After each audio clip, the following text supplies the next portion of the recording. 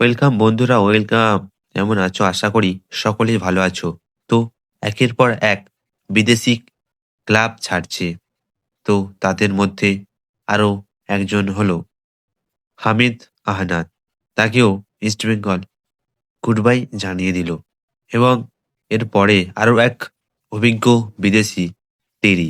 সে কিন্তু আইএসএল এর শুরু থেকেই আছে। সেও বিদেশি ক্লাবে যুক্ত হতে চলেছে এবং অফিসিয়ালি ভাবে মুম্বাই সিটি গুড বাই জানিয়ে দিয়েছে। তিনি এক সময় এটিকে, এরপর জামশেদপুর এফসি, এরপর মোহনবাগান এর মতো ক্লাবে খেলেছিল।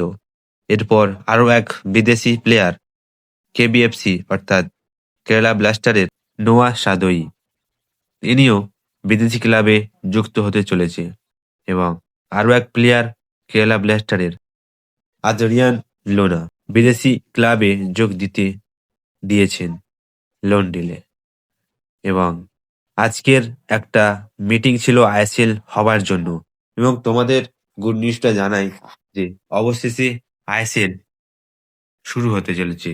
খুব তাড়াতাড়ি আইএসএল শুরু হতে চলেছে। শর্ট টার্মে আইএসএল শুরু হতে চলেছে।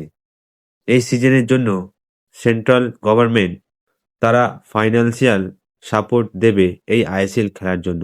আইএসএল শুরু হতে চলেছে ফেব্রুয়ারি 14 তারিখ থেকে আইএসএল শুরু হবে। তবে এই আইএসএল 2 মাস আগে যদি হতো তবে এরকম ভালো মানের বিদেশিরা ক্লাব ছাড়তো না। তো যাই হোক, অবশেষে আইএসএল শুরু হবে।